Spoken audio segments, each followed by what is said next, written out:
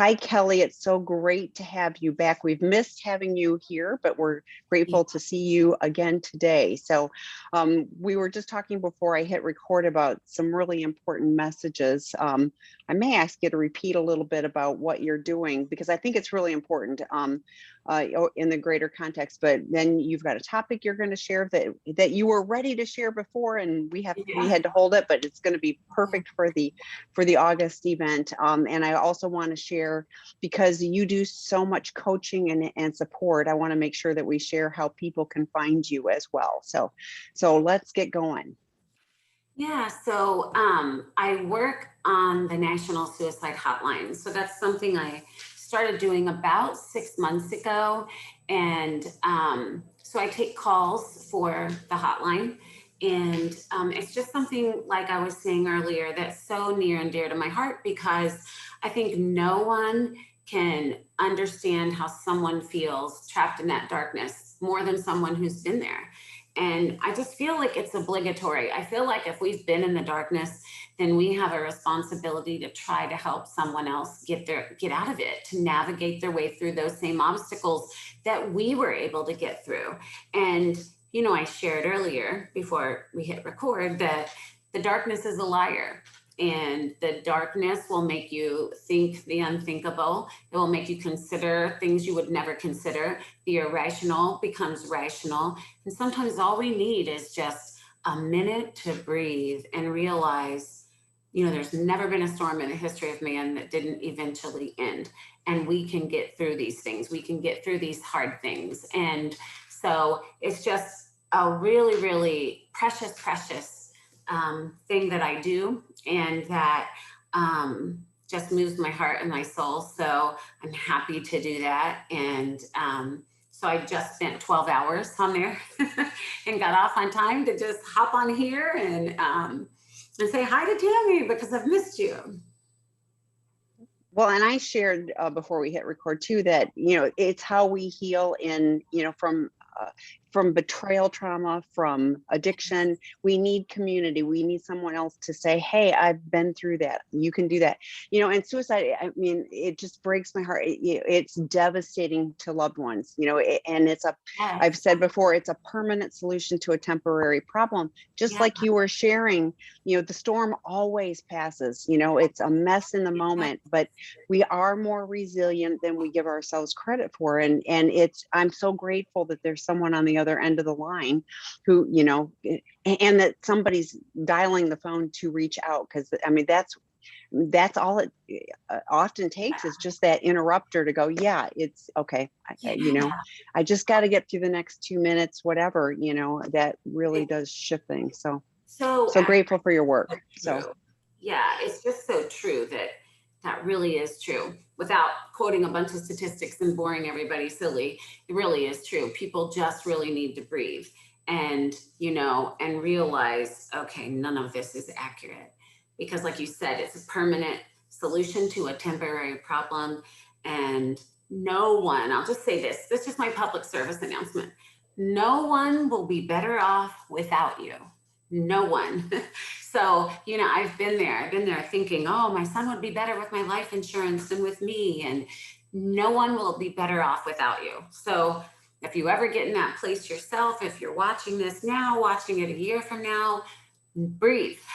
No one's going to be better off without you. No one. So, yeah. Thank you for that. And then on to today's topic. Yeah. So, you know, Tammy, I get all excited. And, you know, last time we talked about the lost and found box of my soul. And today my topic is it's complicated. And, you know, this really makes me laugh, because I'm not talking about Facebook status or relationship status on social media. You know, people have married, single, or it's complicated. And that always makes me laugh, because it just takes me back when I've been there in those super crazy, chaotic relationships where the only way you can describe it is it's complicated. You know, I'm glad that's behind me, but, you know, thank God for healing. But I laugh when I see that, not because in a harmful way, but just in a I've been there way. But that's not the complicated I'm talking about. So I'm talking about complicated grief. And before we get into that, though, I just want to, for people who weren't here last time or maybe don't remember because it was 2 months ago, when I spoke about the lost and found box and the difference between grieving and mourning and why it's so important that we learn to mourn. And if you remember, grief is what we feel, and grief isn't a choice. We're going to grieve, even if we think, I'm just going to let that pass. We're going to grieve. Grieving isn't a choice, but mourning is how we express that grief. And so people, many people think mourning and grief is the same thing, and it just isn't. Some experts refer to mourning as grief gone public. You know, I think I said last time, I'm not crazy about that description because I think that we can mourn and it doesn't have to be in front of the whole world. You know, it's just how we outwardly show the grief that we feel and we process it because it's moving it from almost the unconscious to the conscious. And that's part of that healing process. So I know you explained, you had a great example of an athlete who had been injured and could no longer, I think he was a bicyclist, could no longer do that. But he still had his pictures up. He had things up around him that symbolized what he once did and the things he used to really love. And it's the same thing with grief. Some people will plant trees or plant flowers. People get tattoos. People have like a painting made of their loved one. Or, I mean, I've seen like the stuffed dogs people have that look identical to their dog or whatever it is. You know, it's just something that shows how you're expressing your grief. And it's so important.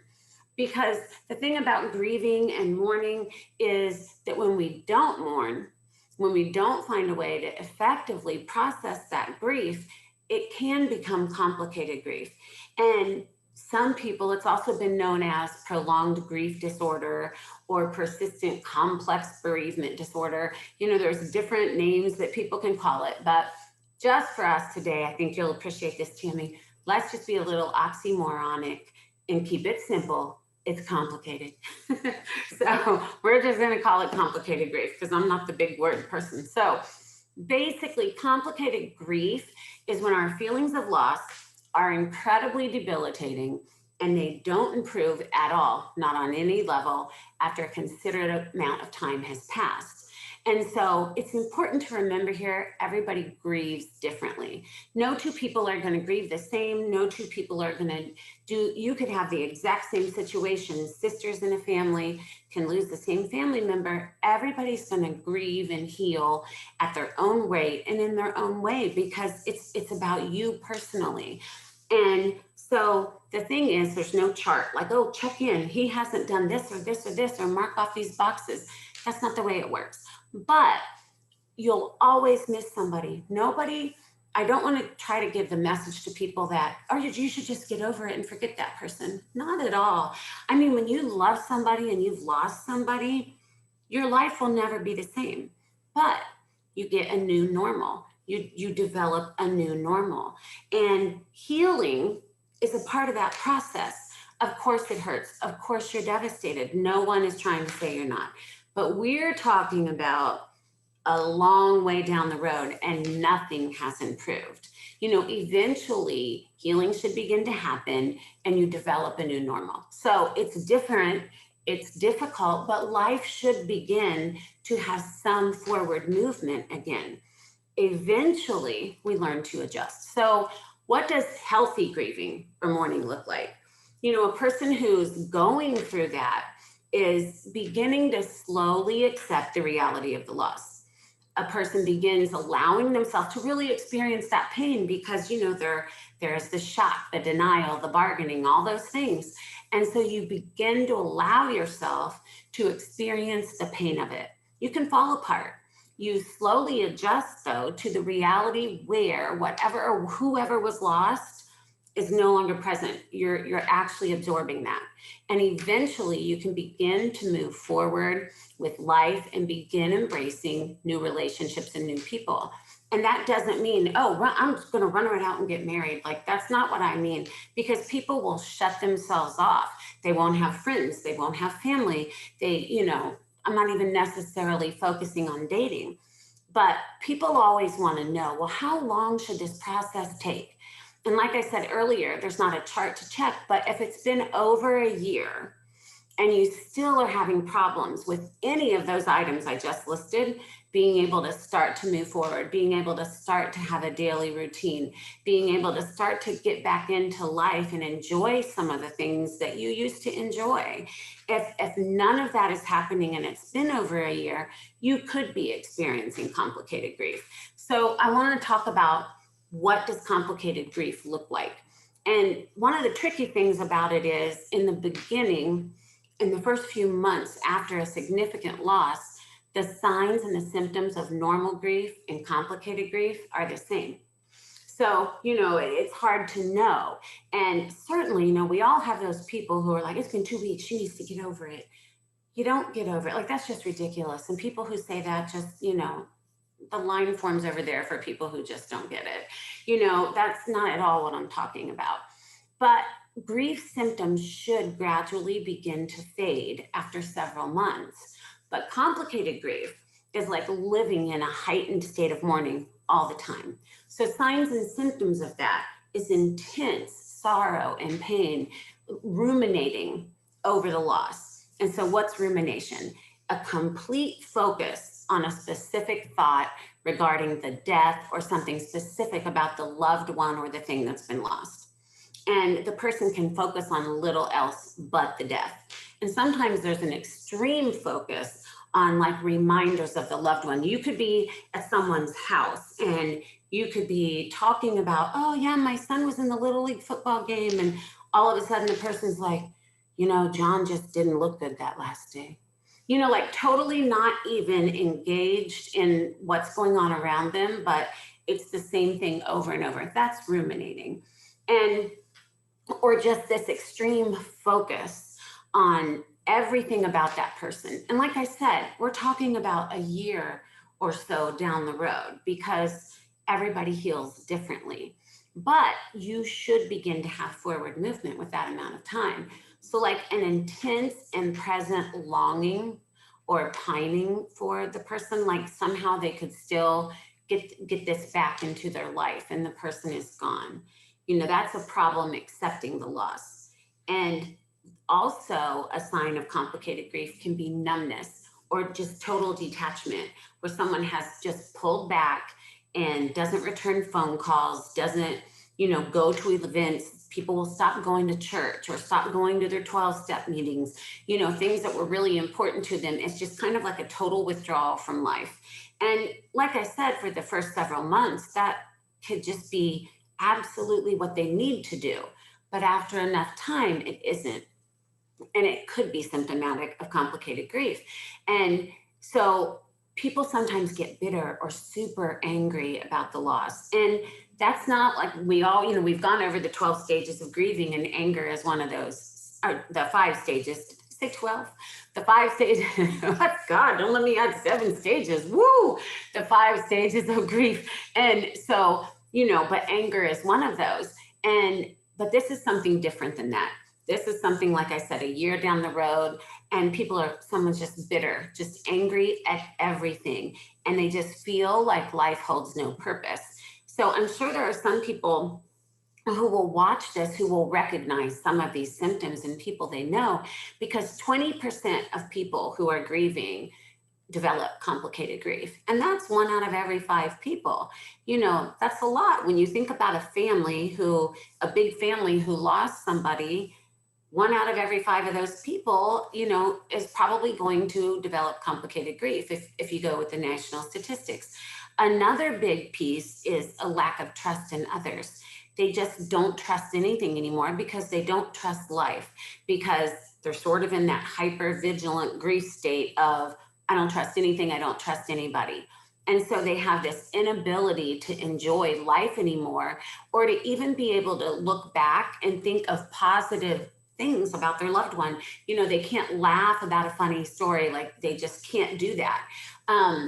Another thing is they have trouble carrying out just their normal activities and their normal routines. They don't go back to work, all the things we talked about, and that isolation from everybody and from their social activities.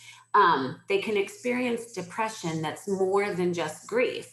You know, it's a deep sadness and almost a guilt or self-blame, like they believe they could have done something that would have prevented this death or this loss from happening.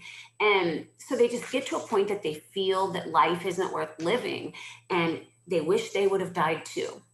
So there are some risk factors, because you think, well, everybody experiences death, everybody goes through these things, but there are risk factors that you kind of want to be on the lookout. If you know somebody and you think, oh, I feel like they're struggling with this, or even just to know ahead of time that you can recognize it in somebody, there are risk factors. There are types of losses that are more likely to result in complicated grief. And like I said, it's good to know these, not just for yourself, but for the people you know, the people you love.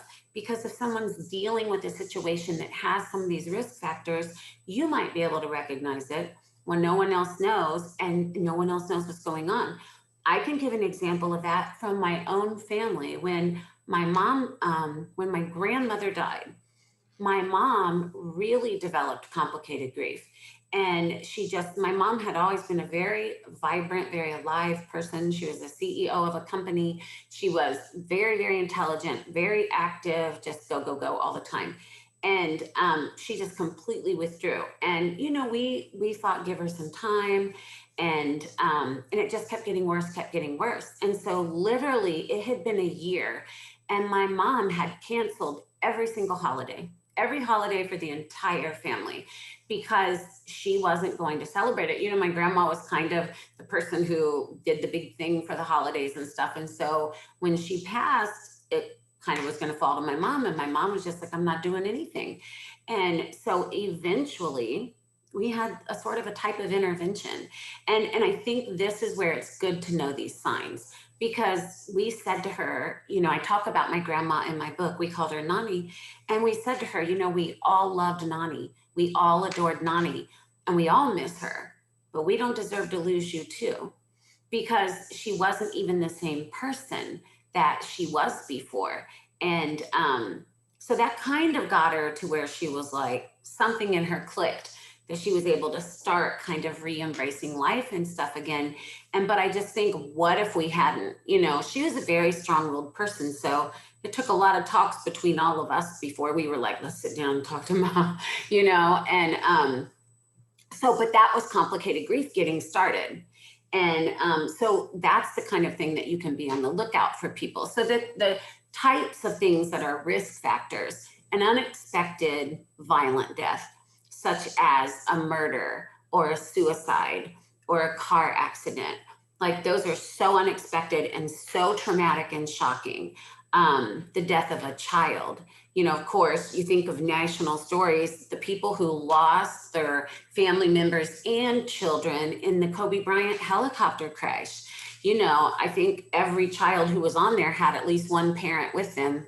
And so then there were other children and spouses at home who lost a parent and a child. And that is just such powerful trauma and grief. And so those types of sudden, just traumatic losses are huge risk factors for complicated grief. Also, you know, we all know people who have a very dependent relationship, a super close dependent relationship with the loved one. They can be at risk for that. You know, people who have social isolated themselves except for that one person, that can also come up with complicated grief. And another big one that a lot of people don't know is if you suffered trauma as a child, especially abuse or neglect, then you're at risk for complicated grief, because that triggers that trauma. And, you know, any major life stressors, you know, when people pass away, a lot of people have financial trouble. And that's just one example of many, many stressors that a death, especially an unexpected one, or even one that is expected, can cause. And to know that when people are weakened in that way, that they're at risk for like not being able, once they get into that grief mode and they don't really mourn, then they can get stuck there. And the reason that we don't want to be stuck in complicated grief, aside from the fact that it destroys relationships, it destroys friendships, it destroys families. there are so many ways that it affects the life of the people who struggle with it, because complicated grief will affect you physically, spiritually, mentally. I mean, people get major depression from this. They have suicidal ideation and thoughts and behaviors. They develop anxiety. People who've never had it before. Some people get PTSD over a death that, was like, especially an unexpected death. But even deaths that weren't unexpected, some people can still develop that.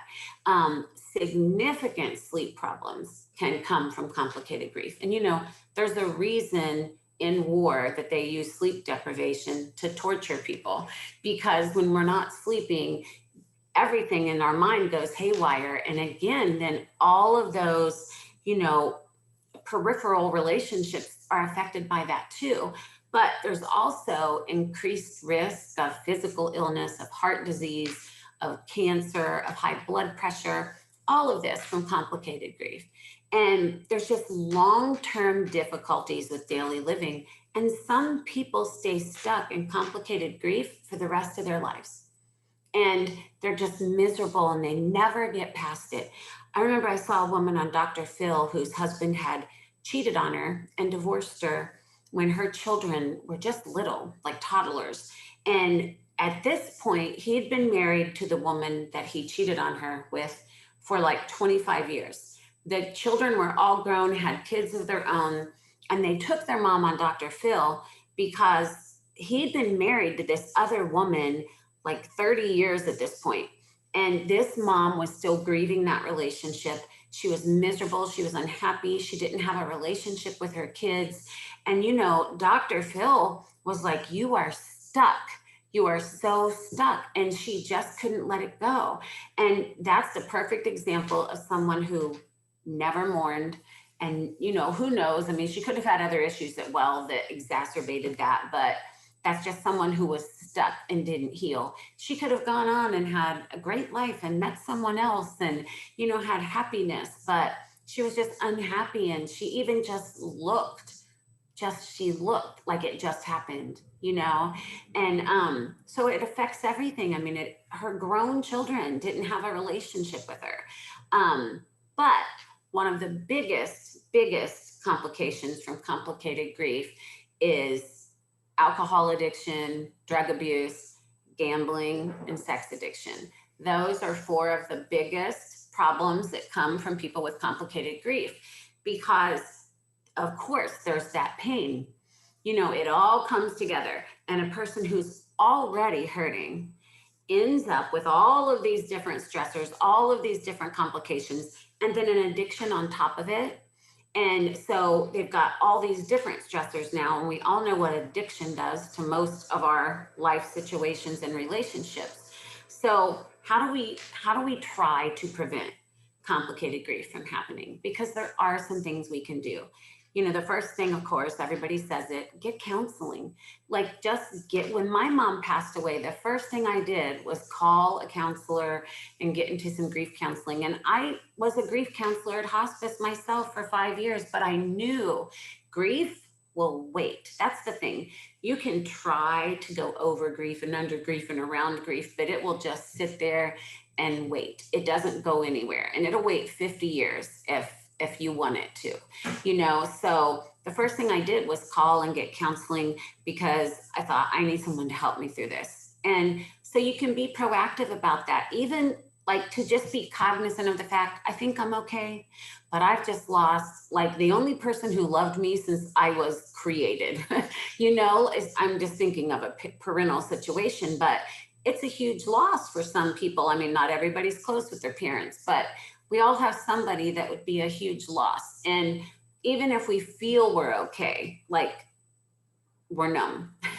And so, trying to be proactive and trying to get involved with counseling, because otherwise all those other things can happen, and when someone dies or loss happens, initially people are overwhelmed with social support. People coming in, everybody bringing food, everybody stopping by. What can we do? How can we help? And even a couple of weeks after, but eventually people go back to their own lives. And then people start to become hesitant to reach out because it's just becoming a little awkward. People don't know what to say anymore. And, I've heard so many people say, oh, I don't want to go over there. All she does is cry and I don't know what to say. And so what do? People start avoiding that person. And then that person starts to feel like, I can't even say how I feel. And then it's this like hamster wheel of situations. And so what can you do about that? Don't be that person. Just don't be that person. I've had that conversation myself so many times where I have said to my son, I would rather, like, I don't even know, jump into an ice cold river right now than go to this house, because it just like, it's going to be uncomfortable. It's going to be awkward. But every single time I leave from that house, whoever it is, I feel better. And I'm like, I'm so glad I went. Because the thing is, people don't expect you to say anything. They don't. There are no magic words. There's nothing you can say that's going to bring this person back. There's nothing you can do. There just are not magic words. People just want you to be there. People just want you to be there and to support them and care.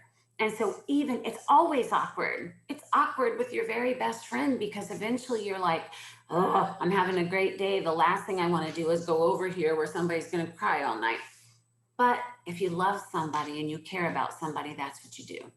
So, you try to support other people in that way, and then people will support you, hopefully. I mean, it's hard. Grief is tricky, but talk about it. Talk to the person about it. Encourage them. Encourage yourself to cry. Because the thing about crying actually is a good prevention for sadness. And people think, like it seems like that's not it seems like that's sort of backwards, but it isn't, because crying helps you not to get stuck. We all know crying releases endorphins, all kinds of different things, but it also is an outward expression. People hold it together. I met a man once who said, my mom died 2 years ago and I still haven't cried. That's how strong I am. And I'm like, that's not strong to me. Like letting it out, that takes a lot of strength. That takes a lot of bravery. That takes a lot of courage. And so talk yourself into that, because a lot of people have learned how to stifle those tears. I was one of them. I mean, I think for probably 20 years of my life, I didn't cry. At the business I had, one of my staff told me once, she'd known me about 12 years, and she said, I've never seen you cry. And there was a reason, because I had shut all that down as a victim in my childhood. So once I went into treatment, I was like, I have cried more in the last 5 years than I've cried in the last 25. And, my therapist said to me at the time, because you needed to, and those tears needed to come out. So allowing yourself to cry and just kind of embracing that process, because you can't heal what you don't feel. That's just the truth. There's no way you can. So give yourself permission to grieve and to express it. And the other thing is get support. Get support from your family, or from your friends, your church, whoever. If you have colleagues that you're close to, there are so many grief support groups online. I mean, spectacular grief groups online, and where you can be anonymous, like whatever. They have some great programs, and they also have great ways to work through your grief. And like I said before, of course, bereavement counseling is always a spectacular idea. And hospice, at least the hospice I worked at, we did grief counseling for anybody. You didn't have to die at hospice. You didn't have to have had cancer. If there was a traumatic event in the community and someone died, we always offered, grief support to those people. So if you call a local hospice, typically they will help you, or they'll at least let you come to their support groups. And that's a really powerful resource to know. If you ask most people will say that grieving and mourning are the same thing. But Tammy, not the people here. We know the difference. We know what it means when the people tore their clothes. But the thing is, you just have to be able to explore the emotions that you have surrounding loss and the healthy ways to cope with them.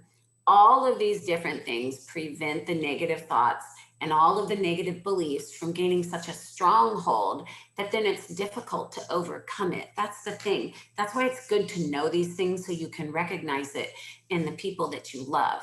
Because complicated grief, this is really a tricky thing here, has been shown to activate the parts of the brain associated with reward. So one study found that complicated grief stimulates the part of the brain which plays a part in your expectation of a reward. Sound like something else we know? And so that part of the brain causes an extreme yearning for the loss that's never satisfied. So this explains why complicated grief can last for a long time, and it can be likened to an addiction. Some people say, oh, they're addicted to grieving, and it's that process in the brain. MRI scans have shown those parts of the brain light up the same way as addiction. And so another study showed that complicated grief stimulates the brain's amygdala, and that causes avoidance behaviors. And this explains why complicated grief can be prolonged, as it causes a person to avoid confronting or dealing with or accepting the loss. So your brain is working against you. And this avoidance is often coupled with the extreme yearning, the worsening, the addictive behaviors that happen with that condition. So again, therapy can help. You know, people say, oh, get on an antidepressant, but and antidepressants will help too, but I think you have to be in therapy. Otherwise, you're not dealing with the core issue. You can't just slap a Band-Aid on it and think, well, it'll go away on its own, because we just can't heal what we don't acknowledge. So I just kind of wanted to bring it all back full circle and finish up by just discussing the relationship between complicated grief and addiction. Because with grief often comes pain, anger, or sadness, all emotions that people with substance use disorders try to avoid. They don't want to feel those things, or they try to numb them with addictive substances. And so an addict uses their drug of choice to cope with stress and other negative emotions. While it is normal, we do it, it's healthy to experience grief. Unresolved, complicated grief can lead to or even exacerbate addictions that are already there. So the signs of that unresolved grief are frequently already there in people with substance addiction. So, you know, we look at people and we think, oh my, now they're really a mess. Well, they have all these different things going on. And so the signs of that unresolved grief with drugs and alcohol, it's used in the same way. It doesn't make sense, but it is. And that's just one of the complexities that our brain does. And so people try to self-medicate. You know, they're trying to deal with this. They're like, why can't I deal with this? And then it becomes hard to stop using whatever they've used to try to numb it. And the pain is still there, waiting on them. The grief is still there. And, you know, low self-esteem and guilt are characteristics for many people who struggle with addiction anyway. And so in addition, it's difficult for them to cope with their grief in a healthy way, especially if it's unresolved or an unexpected loss, like something traumatic. And that's how grief can turn into the cycle of addiction. So grief can also be like a big trigger for a relapse. You know, of course, that just makes sense for people who have a history of substance use. So loss is a difficult experience that brings up all kinds of emotions and affects our ability to cope. And because grief and addiction are so connected, it's just important that we learn the symptoms and we learn to take care of them both. And so that's kind of why I wanted to cover that today. Great information. And I had so many aha moments as you're sharing. And I was really thinking about, because I talked to so many betrayed partners, and I, in fact, in our couples healing from betrayal workshop, we talk about grieving losses together. It is a loss of the relationship you thought you had, of the partner you hoped for when you have discovery on sex addiction, you know, and betrayal. It's palpable. And what I hear when you're talking about, you know, people who are really stuck, there's two things. First of all, there are some that are stuck because the addict has never gotten help. And so they're kind of in this perpetual, and it's challenging to find safe spaces for themselves with boundaries when he's still, I'm saying he and she, but that's, you know, when the addict is still continuing the behavior, how do you find safe support? And you can, and there is support. But regardless, even when, you know, if he is getting help and she is, getting support, you still have to grieve the loss of what you thought you had and eyes wide open find a different path. And I know, like when you're talking about the people that are stuck, like a whole bunch of people, popped into my mind, and it's sad because they're missing out, and whether it's the loss of a person or the loss of a relationship. And like you mentioned, if there's struggles with the relationship, there's financial issues, there's all these other complex things. How do we get support? How do we talk about things? If there's a therapeutic separation and now there's someone living outside, there's another location, and so there's just always a lot. So getting, the help and support. Someone asked in the questions, and we'll get to the first one too, but can you post some links for online grief groups? And I did post. Sophia Caudle does do some grief work on intherooms.com.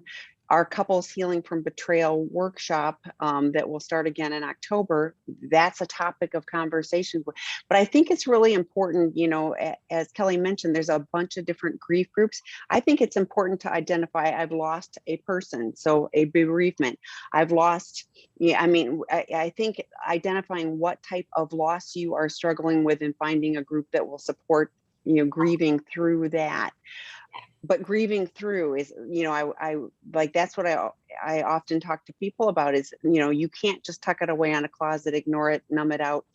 It really, it's a process of moving through the grief, and it's a journey, and there will always be, touchstones where you kind of get, oh, and that's okay. The better to have, I'm appreciative of the grief because that means that person, if it's a loss of a person, was meaningful to me. And I would rather have that pain, in that moment than not to have had the relationship, in the first place. So I'm willing to accept that. Yeah, absolutely. It's just so much is being aware. Is just being aware and having so much compassion for yourself. Yeah, and understanding their support. And you mentioned meds, and that's a tricky subject because doctors are so quick to go, oh, you don't have to feel anxious, you don't have to, and so, and there are some people who truly are struggling with clinical depression and can benefit from it. But the challenge is, at the end of the pills, like if you're ever going to get off those, those challenges will still be there. Now, getting, some support while you're, doing that, possibly. But unfortunately, I too often hear, I'm too anxious, I'm too upset, I'm going to the doctor and getting pills. And if you're going to your general practitioner, they're just going to hand you something, and you will calm down, but you also are numbing out the pain, which, sure, everybody wants to do that, but you're never processing through that. So I feel like you're putting yourself in a position to have a higher probability of kind of getting stuck or just kicking the can down the road. Because at some point, if you go, okay, now it's been a few months, I'm going to work on, stopping those pills. And then all the stuff is still there. So. Yeah, for sure. You said that perfectly, Tammy, because when my mom died, I went into my family practitioner for something totally different. And he said, how are you doing since your mom passed? And I said, well, it's hard, but I'm getting through it. And he said, do you want me to give you something? Right out the bat. And I said, I completely agree with you. There are times that meds are a godsend for people. And, but I knew, having been a grief therapist for so long, and I just knew, I said, I don't want to go on something that numbs me. And then 2 years from now, I have to deal with it then. I said, I'd rather go through this now. I said, I've gotten a therapist and, I'll get through it. Like, it's going to hurt. Like, people want it to be numbed from the pain of grief, and you can't process it if you don't feel it. And, you'll survive it. You'll survive it. Well, and if you numb from the pain of grief, you're also numbing from the good connections, like you are in a numbed out state, which is what addiction did for me. Is like I was in a chronic numbed out state. Yes. And I didn't have to experience the lows, but I also didn't get to experience the joy and the good stuff. I erased all of that and missed out, and I choose not to do that anymore in my life. So, so somebody asked, and do you think SA, sex addiction, is more often than not a byproduct of traumatic events in one's life? Any advice for someone who seems to have SA issues but doesn't recognize any significant trauma? So I'm going to tell you that the clients that come to Seeking Integrity treatment program, many of them cannot identify, and I say grief, loss, abandonment, neglect, abuse, trauma. Many of them can't identify that, because if it happens when we're a kid, we normalize that's, oh, I had a great family, and but and whatever. And so they really can't identify, but every single one of them has something where the addiction is a maladaptive coping mechanism. It's giving us that ability to numb out, not feel, tolerate, dissociate, compartmentalize, and so there's a reason why we pick it. And one of the things that we really look at with the clients is what those underlying issues are, because otherwise you stop one addiction and guess what, you move to the next one. Yeah, Kelley's starting my life. Yeah, food, chemicals. Cannabis has become more legalized across the country. I can't tell you how many people are like using cannabis now, and in a problematic way. I mean, anything. Gaming is huge. Okay, I'm stopping the porn while I'm gaming, 7 hours a day. I mean, that's an exaggeration, but no, actually not. Some of them are. So anything that is going to keep the dopamine, we are a non-smoke, non-vape facility. There's a reason, because that keeps the dopamine going in a problematic way. But that's a very long answer. Yes, I believe that there is some traumatic or some painful, Enid Gray wrote, Neglect the Silent Abuser. And it doesn't even have to be this like child protective services trauma, or, like you talked about, the car accident or some, it can be just that, my parents were both working, or a single mom and working multiple jobs just to support the family. And there just isn't bandwidth, and that's a loss to a child who's going like, hey, I just need to be seen. I need to be heard. So, but there is healing and connection, and that's how we change. What Kelley was talking about too is like, we need to heal in connection. We need support from other people.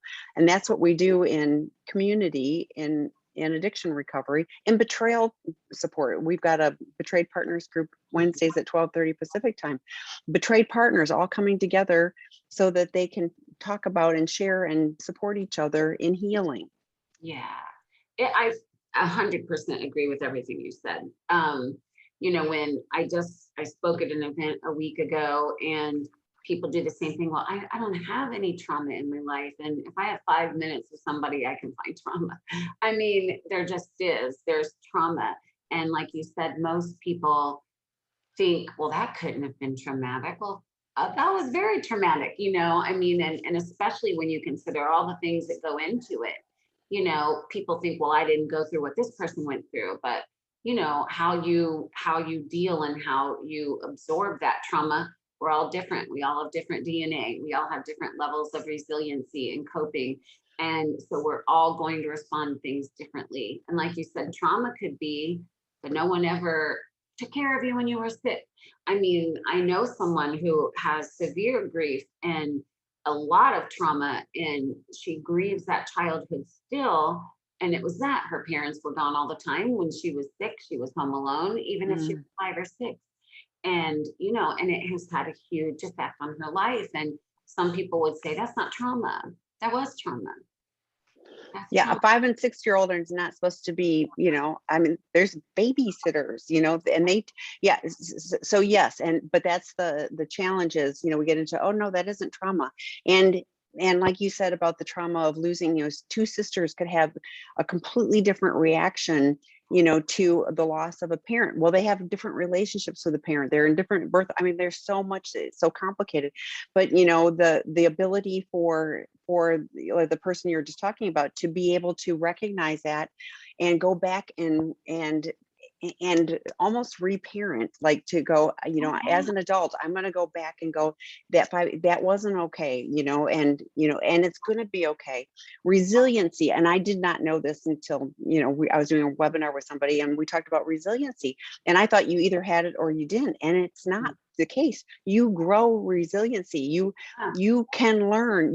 We all have some, and the more we practice having resiliency, the more we're going to have, and then we can share that with other people as well. So and another thing that is traumatic is, and this just popped in my head while you were saying that, is siblings I worked with a group of sisters who both had been sexually abused by an older relative, and the one sister just always belittled the other sister, and she's like, it was no big deal, I don't know why she can't get over it.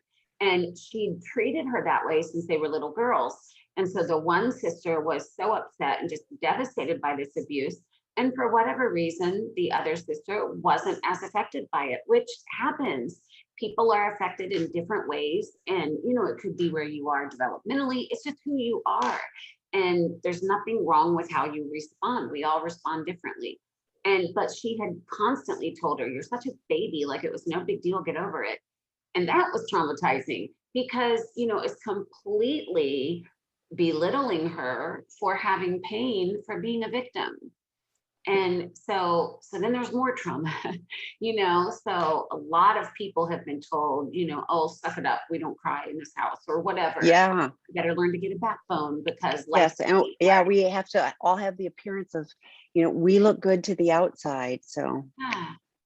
I think about those two, like I would be more worried about the one that says suck it up, it's no big deal. Like to me, that's the person that I would be going like, oh, completely compartmentalized and dissociating from the event. So the next question is, I'm the addict and I have been in recovery for 8 months with full sobriety. That's awesome.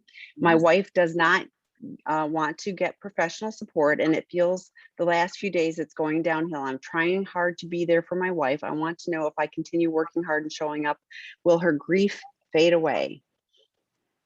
You can't heal her grief. I hate to say that, and I don't mean that being funny, but she has to do that work. You can't do it for her. No one can. You're going to hear a dog run by. My dog just opened the door. He can open the doors in the house. So if you saw the tail go by, he's a big one. So sorry. He comes down the It's all good. Heard. No one, you can show up and you can support her. And that's a beautiful, powerful thing you're doing, but you can't heal her grief. And 8 months is great, but 8 months is still early recovery. So, and I don't know how long you acted out, but it's usually years, decades. So if you think about that, so here's, I've said this to partners before, put on some of Dr. Rob's podcasts and have them playing out loud. So Kelley referenced a previous webinar. You can find those on sexandrelationshiphealing.com under the resource tab, and then you'll see previously recorded. Harriet Hunter, I was thinking about that too. Like for grieving, journaling is such a, there's research based on journaling, but have some of the stuff playing so she hears it. If she has it, it's like the challenge is partners often think that getting professional support means there's something wrong with them. It's about just getting support. It's about like Kelley was sharing, I had grief, I knew I needed to go get support. It isn't that to pathologize. We don't use the codependent word. We're talking about gosh, you love somebody who's struggled with addiction, he's doing better, but you're still stuck in this in this path. And with all due respect, it'll be a while before she fully trusts you. Your actions, showing up for her, great. Make sure you're getting support for you. But at the end of the day, she has to do her grief work herself. Unfortunately, that we can't hand it to somebody else and say, go do some work for me and and bring it back to me when it's all done. Yeah. So, go heal for me. Yeah. That would be beautiful. So the next question is, what about a trickle disclosure, which I hate, and how it affects grief and healing? Oh my gosh, trauma. And you're waiting for the other shoe to drop because what's going to be next? How are you ever going to know Right. Yeah, yeah, I am so sorry. These are the ones where either the partner discovers and finds all of this and it gets stuck in the head, or it's the trickle where it's, well, a little bit of this and a little bit of that, and so it's why we recommend a professional disclosure. But Kelly, do talk about the grief that comes with the constant, like, oh my gosh, there's going to be another one. Yeah, well, you're stuck in hypervigilance. Like basically your brain is stuck on code red. Like you're always, what's going to happen next? What's going to happen next? And it's a hope killer. It's a hope killer because you start to believe. I was at a point in my life where I felt that way, that I just believed nothing could possibly go right anymore. And there had been so much go wrong for so long that I just felt like nothing's ever going to turn, things aren't going to get better. And I just was constantly looking for the next thing that was just going to blindside me. And the thing about a blindside is you can't prepare for it no matter how hyper vigilant you are. Blindsides are blindsides. But that grief, being able, the one thing, and I've talked about this before on a webinar here with you, Tammy, was I had to grieve the trauma and the childhood that I didn't have. I had to go back and take the time and grieve what had happened to me. And it seems like, oh my gosh, this is such a hard journey to walk. And that's why I say to people all the time, healing isn't sitting around a campfire singing Kumbaya. It's hard work because you've ripped open a scar, because by now there's typically a scar that's formed over it. You have to dig out all that painful stuff, clean it out, work through it, and then you have to let it heal. But the thing is, you talked about journaling, and I love this. I'm speaking at an event next week, and I'm talking about this there, that we say this in 12 steps all the time, but we're only as sick as the secrets we keep. And, being able, like with the sexual abuse that I suffered through my whole childhood, once I was able to speak it, that set into play such a powerful, powerful healing journey. And no, it wasn't easy, but for some people, the comrade of that shame is silence and secrecy.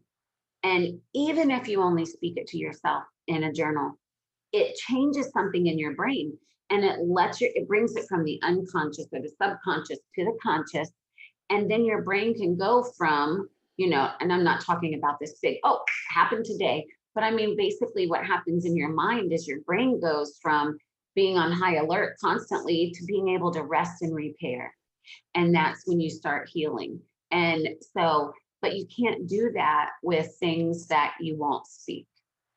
And so, and a lot of times with relationship issues, and, I was in a relationship with a man who had a lot of similar issues, and he couldn't speak it.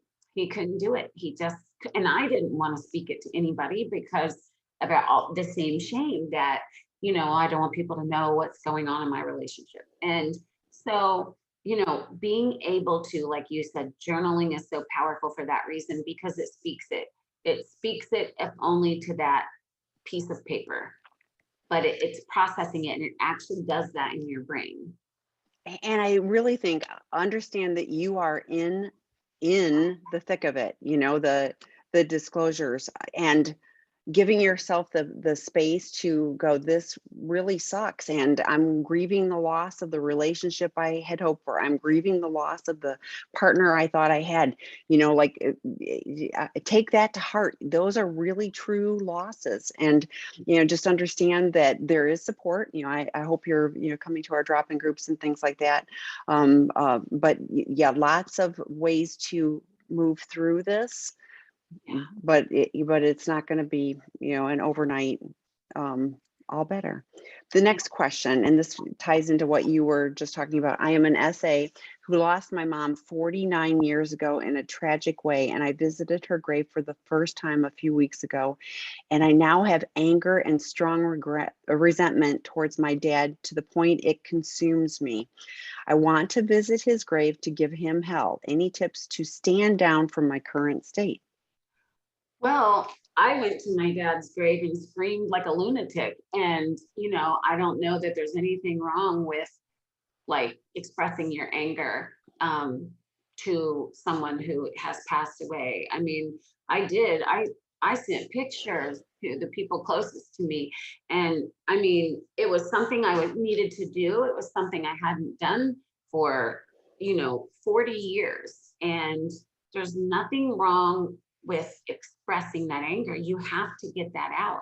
And I don't mean get it out by going and beating up a lot of people. I mean expressing it in an appropriate way. For me, expressing my anger to my dad was screaming at his tombstone. And I did a really good job. I did a good job. And unfortunately, in the town that he's buried in, the high school track team runs their laps in the cemetery. And the day I chose to go let my dead dad have it was the day they were running laps. So, but you know what? It was a plan and I was going through with it.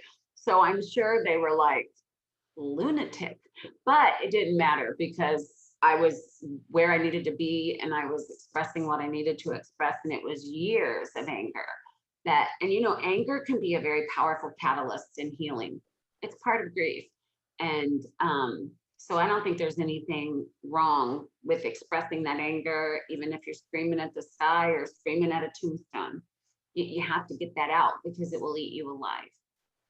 And how did you feel after you did that? What was like, how did you feel? Oh, I was just like driving home, bopping. Literally, I was probably there 2 hours. I was there a long time. And because I didn't just get out the car, slam the door and start screaming.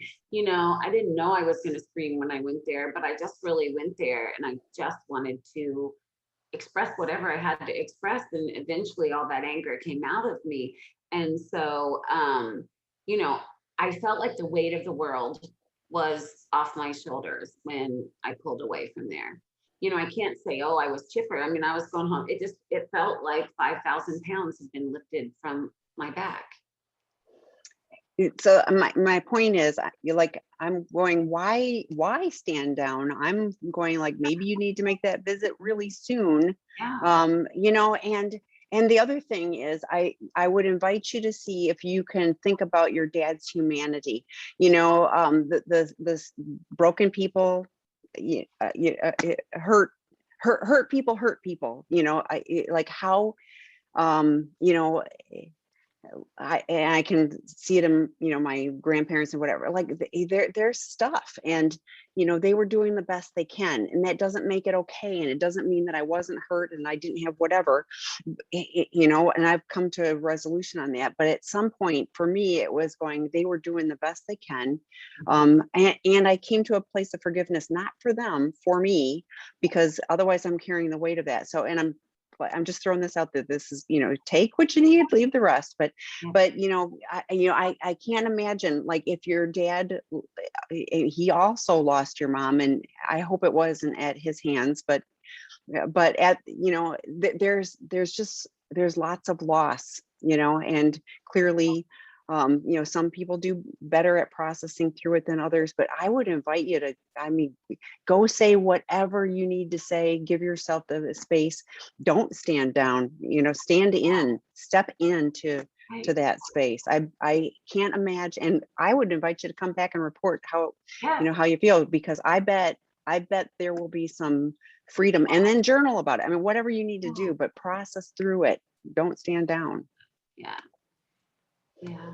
No need to stand down. Yeah. In an appropriate way, like, Yeah. And the track team probably was going like, well, something to watch while we're I'm training. like, I know. We laughed about that, my friends and I said, I know they're like that. They probably had their phones out, like, want to see like a nut bar, like, but I didn't care. If they'd been through what I've been through in my life, they'd have plenty to yell about too. So there wasn't any shame for me with, getting all of that out. And I think you modeled, like, here's how you can do something different, like, rather than holding it. So who knows what these little high school teenagers will reflect on later. So yeah. we are out of time. Thank you all for joining us. Kelley, great to see you. We'll look forward to seeing you the first week of September. So come back, but so let's see. So next week is Eddie Caparucci, and the following week is Kristen Snowden. They switched because one of them is on holiday. So pay attention to the schedule, but join us again next Wednesday. And then I'll see you, Kelley, in September. So thanks, everybody. Bye-bye. Okay.